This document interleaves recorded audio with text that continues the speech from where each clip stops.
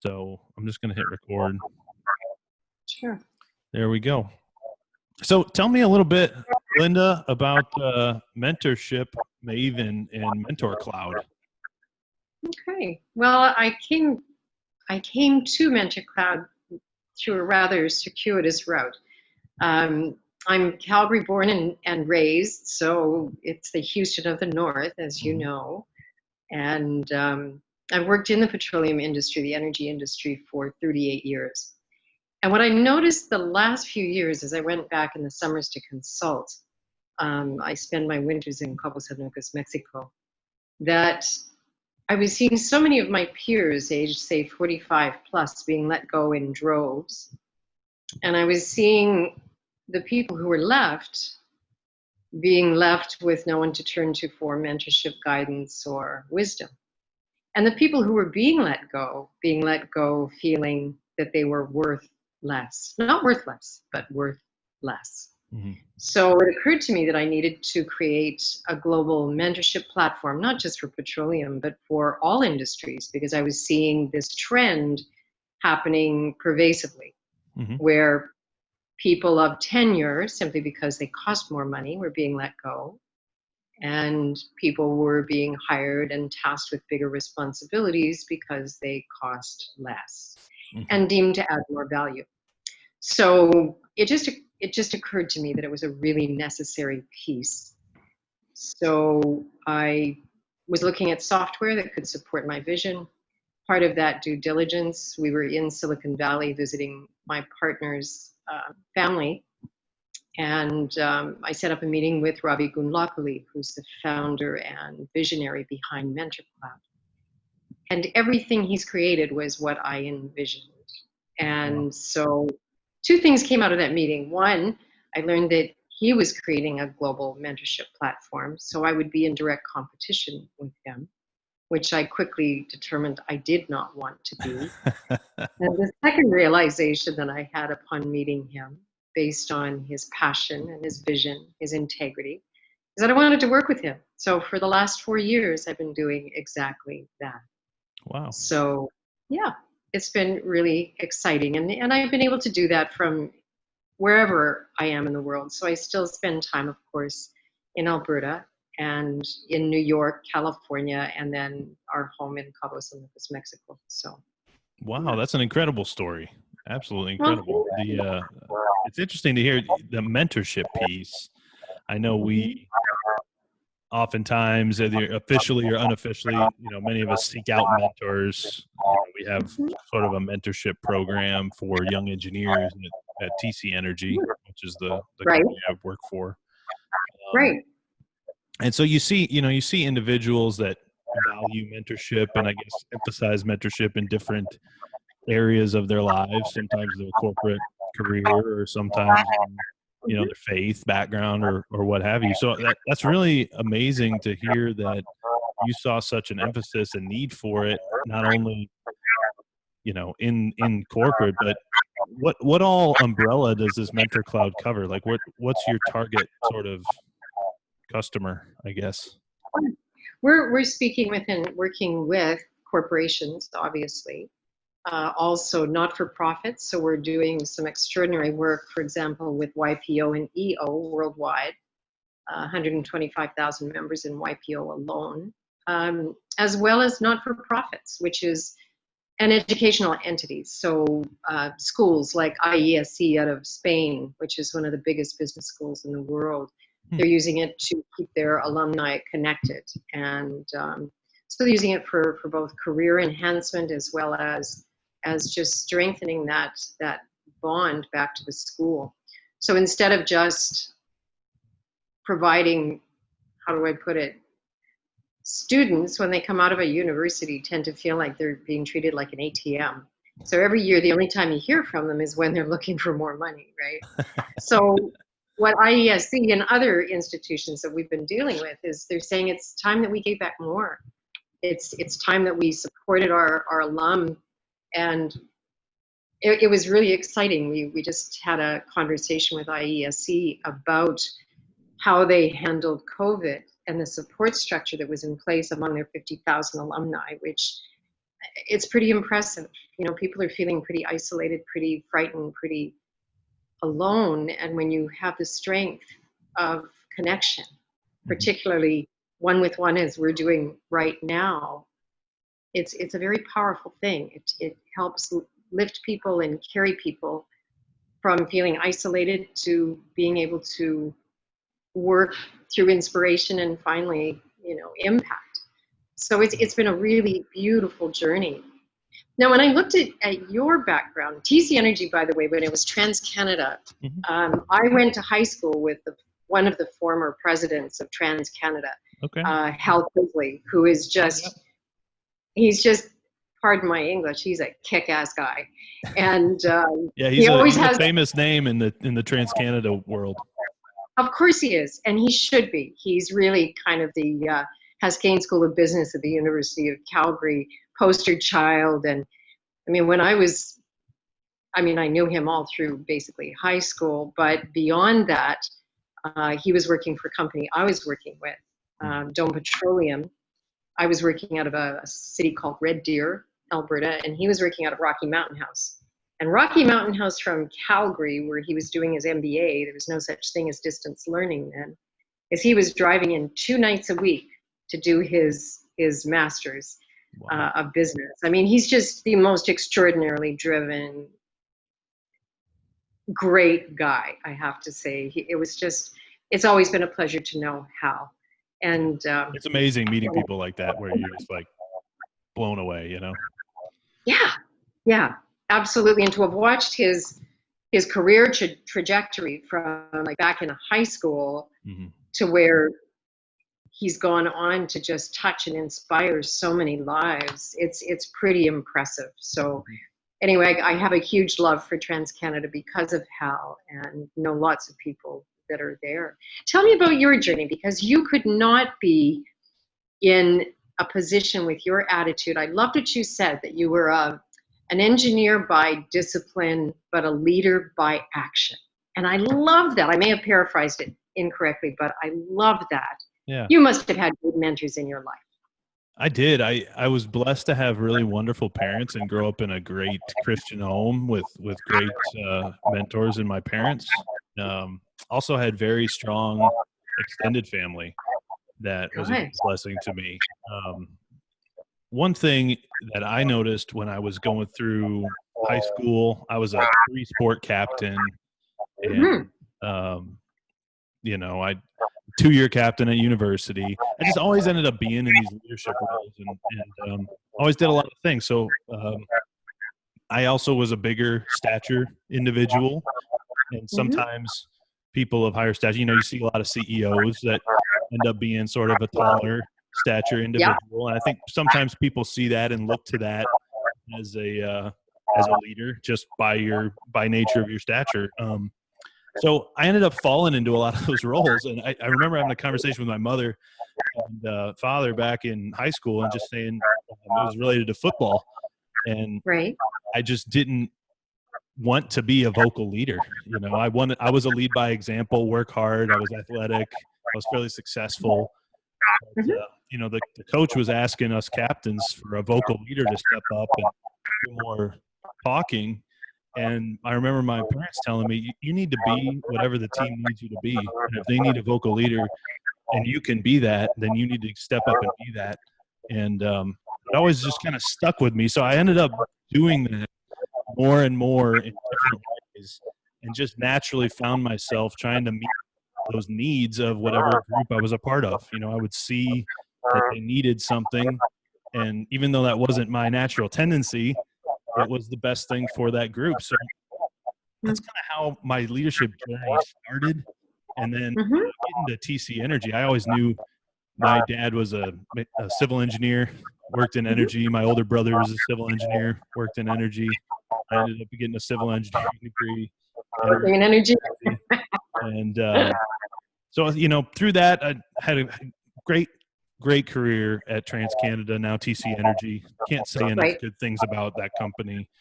Fantastic. It's been awesome. Great people. I echo some of your sentiments from those you've known at TC. And through my time there, I just, I knew that I had opportunities to impact TC every day, in every conversation, in every meeting. There's always opportunities to influence the culture of a company in a good direction. And with this Go Lead Everything movement, I really wanted to take my impact beyond just one company. I thought I had more to offer. I thought I had the ability, based on my history with speaking and being a leader, and some of the people I knew in my life, I wanted to share them with the world because they've had a huge positive influence on me. So it's been just a matter of kind of a passion project of mine, just to share the great resources that I've had with a broader audience and bring them value any way I can. That's wonderful. It's really commendable. You're really young to have sort of stepped into that 40,000 foot view, if you will, right? Because it is. A lot of people are still sitting at the 4,000 foot view Sure. at your age. And I think your mom's advice, your parents' advice was stunningly brilliant, saying, in response to whatever's being asked of you, you need to respond. You need to do that. And that's amazing advice. I thought so too. And I struggle because you hear some people would say one of the most powerful things successful people can do is say no to certain things and really protect their time. And I think that's where I've kind of, the Go Lead Everything mantra often is confused with do everything. You have to go do everything. And that's not the message. It's lead in those areas that you have opportunities to lead in. And that doesn't mean you don't choose to maybe say no to an opportunity. Right. But I always like to clarify that point because I think that one's often confused. It's like, you got to be really good at one thing first because you don't want to get involved in a bunch of areas. It's like, well, you can be good at a lot of things, but yeah, you got to focus, you got to prioritize. But I just think there's so many, like if you're sitting in a conversation, you're sitting in a big group and you're like, man, I wish somebody would step up and say that, say something right now. I think that's God telling you to step up and say something, Step and say something. I agree with you.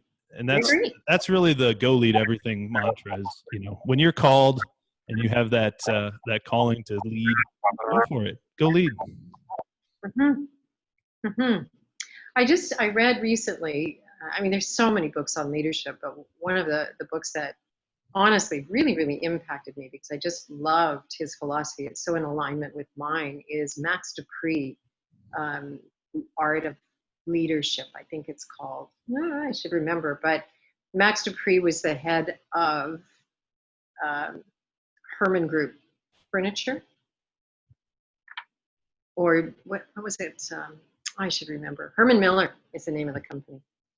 And Max Dupree stepped into it as a family inheritance, but what an extraordinary leader, just the way he talked about, treated his people. And that to me exemplifies what leadership should be. It's being listening, it's being empathetic, it's being all of those things, especially now through COVID. Tell me what your experience has been about COVID and TC Energy, your own personal experience as a young leader. How have you found? It's been a very interesting time, Linda. Unprecedented, as you know.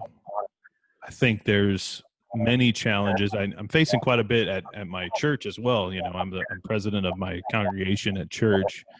And so, we've got our little task force, similar like Trump's got his little task force, and TC Energy, I know, has their executive task force, and they're trying to make day-to-day game time decisions, the best things they can for the organization.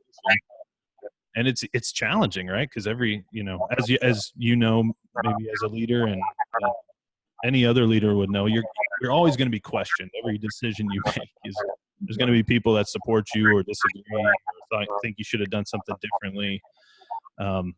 And I think what's important right now is really just to make sure your motivation's right and make sure you're doing the best thing for your people. And where it's been really challenging is, as much as we'd all love to go back to the office, and I've struggled with this. I try to put myself in their shoes. Like, what decision would I make if I was CEO of TC Energy? And the type of office environment where you're still in your office, and every time you get up, you have to throw a mask on, and you can't even meet in meeting rooms. When I hear that, it's like, well, we might as well be working from home still. And I think TC is they've kind of taken that approach of, well, hey, we're still functioning well as an organization. The projects are still moving, things are still moving. Let's go slow and take it easy, and not necessarily rush to get back to something when things aren't necessarily going poorly. A guy at TC likes the statement. He's become well known for this statement: "Don't rush to failure." And I think they're kind of embodying that statement, and not rushing to failure. Good.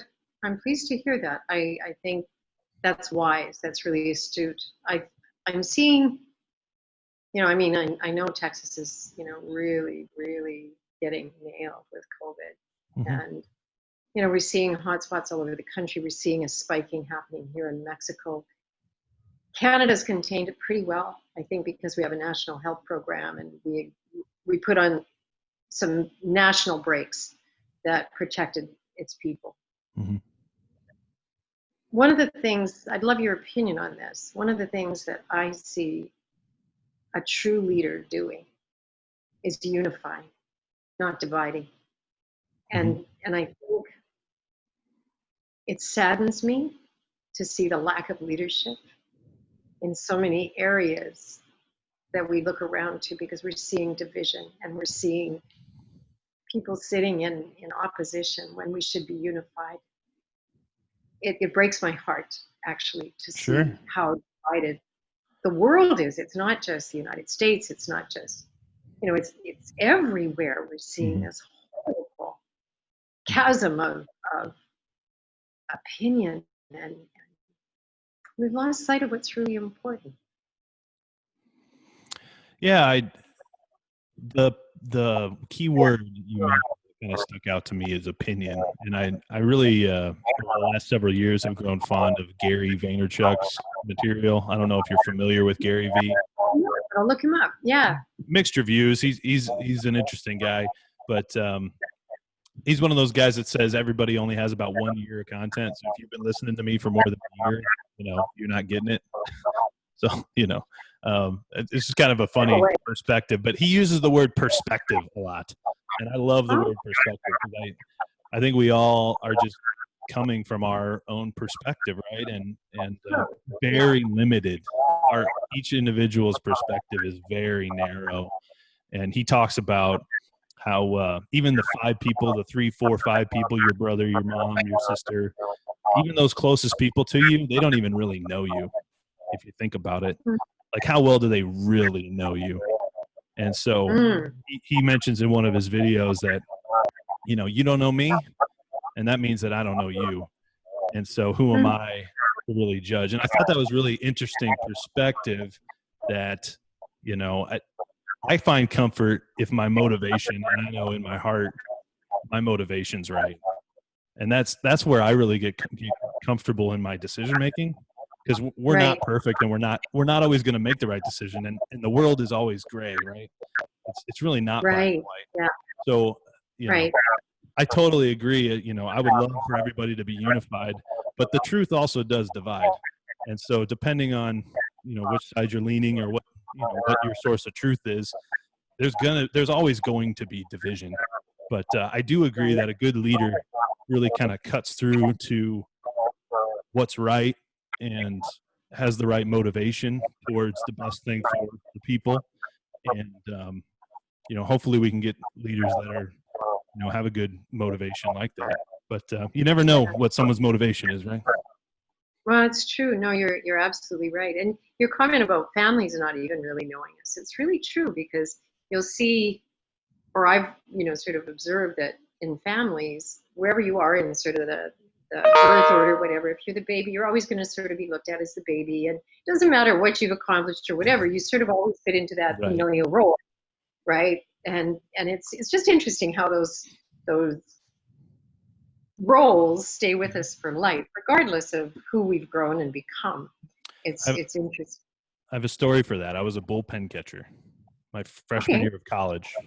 right. I was redshirted, so I came from a high school all-star, played every game, always on the field, to, hey, you're going to sit out a year and just practice, right? And then, oh, by the way, you're going to be the bullpen catcher and carry the balls and carry the bags, but you get to travel with the team, who.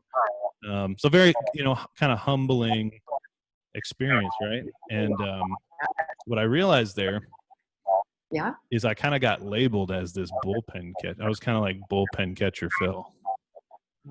And I became very cognizant of labels because, once you get a label, it's very hard to break that label. And it's really just reputation. It's really, your brand. You'll hear people talk about personal brand. It's just your reputation.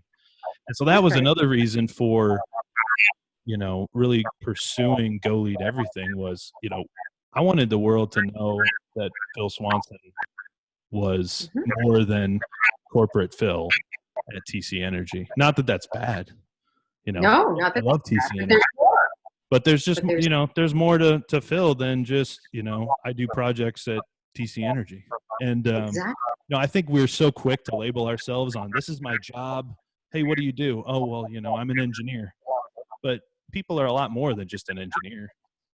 They're a father, a mother, a brother, a person at their Son. church, serving in their community. Sure. So, I think we're too quick to label, and labels matter. Labels do matter because they stick, just as you said. It's They really, do. really. One of the things, I think one of the really great positives that we've seen. How are we for time? I don't mean to monopolize you. I'm pretty open for the next few minutes, so if you want to go a little long, that's fine. Okay. One of the things that I think is a tremendous positive of COVID is, here I am looking at your beautiful guitars. Clearly music matters to you. And that's a piece of you that if I knew you as corporate TC, Phil, or if I knew you just as Go Lead Everything, I wouldn't know that about you. So we have this sort of look into people's personal lives and see a depth that we haven't ever had an opportunity to have. We know so little about the people that we work with, and I think we've had an opportunity to get to know people on a more personal level, because all of a sudden their families and their dogs and their cats, and it's the whole thing. It's not just in your office, and I think that's a really beautiful piece of what's happened through COVID, is opening the doors to realizing there's a whole life person behind Bill Swanson or Linda Matthie or whomever, right? Mm-hmm. It's a beautiful thing. Yeah, really I love that. I totally agree. And it's funny how uncomfortable it was to turn on at least it was for me, to flick on my video with coworkers and let them see into my personal life like that. And still to this day, I'm probably one of the few that actually is turning my camera on in many meetings. Just really? So the there's on just the profile picture or whatever. Yeah, it's either just a profile picture or just their letters. I mean, some people turn them on, but I would say it's the majority of the people keep their cameras off still, which is interesting. And there's nothing wrong with that, in my opinion. It's just I do agree though. It is kind of cool because like some people will be like holding their infant baby, and they're on a conference call. But that's the nature of the situation. Right? Yeah, it's really quite special. Mm-hmm. So I'm curious, what do you see ahead for yourself? Like you obviously have a huge career ahead of you. Do you think you'll stay in the Houston area? What do you see as your future? Yeah, I'm curious. When I was getting interviewed at TransCanada back in 2012, I got the stereotypical interview question, where do you see yourself in 5 years? And yeah. I responded, well, 5 years ago, I didn't see myself sitting here.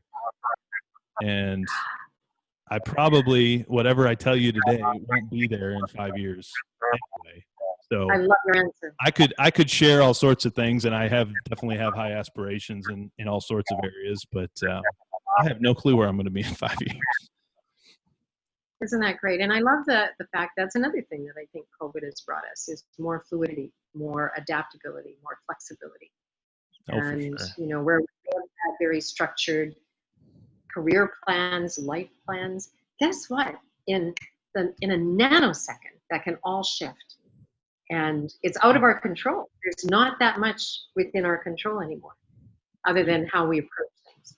You asked me when you reached out to me on LinkedIn, you asked me what the most successful people at TC Energy are doing in leading and supporting people. I'm Yeah. curious from what you've seen around the industry or what you're doing. Where do you see leaders being the most successful in leading and supporting their people?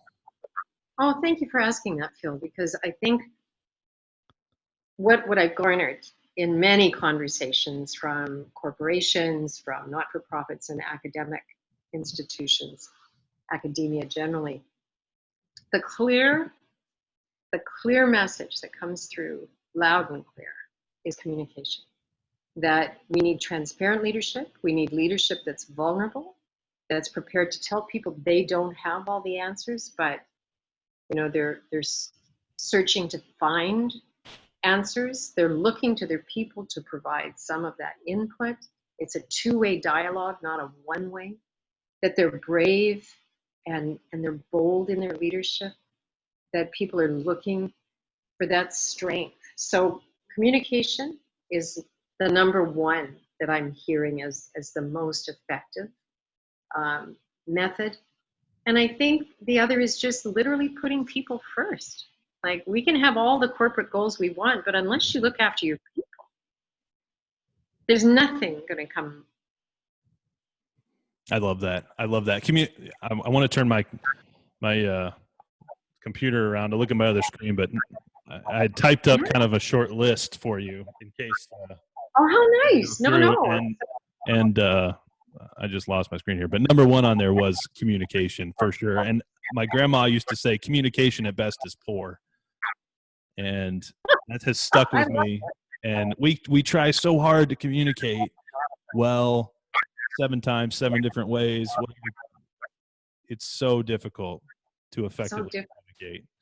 I love that you interviewed both of your grandmas on your podcast. I thought that Did you listen to those episodes? I haven't listened to them yet. Most popular episodes. Really? Yeah, my grandmas are wonderful. I'm thrilled that I'm still able to spend time with them. Oh, yeah. What a blessing. And the other quote I really liked when you said focusing on people. And I think one of the ways I think we can be way more effective as leaders is making sure that we're trying to change situations and not people. Because you can't change people, but you can put people in situations where they can be successful. And, right. Sometimes you do have to make people changes, as we all know, but, we're talking the book Good to Great. I'm sure you're familiar with, or heard that title before. They talk about getting the right people on the bus and the wrong people off the bus. And then the right people on the bus need to be in the right seats. And all too often, when I see organizational failures, is not because you have the wrong people on the bus, you got the wrong people maybe in the wrong seats on the bus. And so I think just making sure you know your people, you understand what's motivating them. Too few times do leaders reach out and ask their people, how do you want me to communicate with you?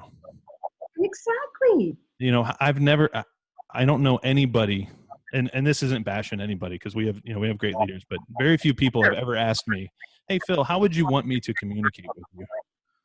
Right. And I've, in fairness, only asked a couple people that too, but just something as simple as understanding how people want to be communicated with.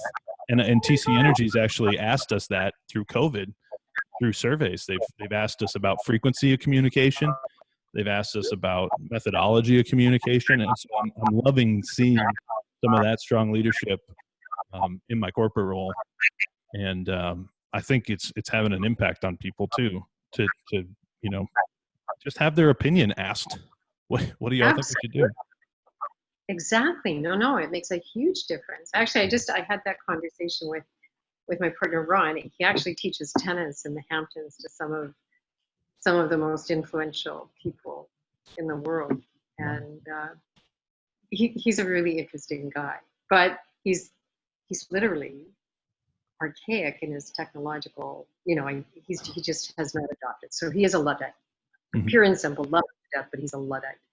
And he was saying one day, one of his clients actually was Jess Staley, who's the CEO of Barclays, was texting him about, a tennis gig. And he and Jess have been friends for years. And Ron was going to pick up the phone. I said, honey, he's telling you that he wants you to text, right? He doesn't want you to call him. He said, but I call. I said, that's you.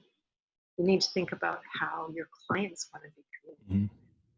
And Jess has already told you that is by text. That's wonderful. So, but it's true. And it's so important to just say, Phil, how would you like me to communicate with you? Are you a webinar? Like, do you want me to do Zoom calls with you? Do you want phone calls? Do you want emails? Like, how do you want me to communicate with you so that you're feeling you're most comfortable and contributory to the organization, to everything?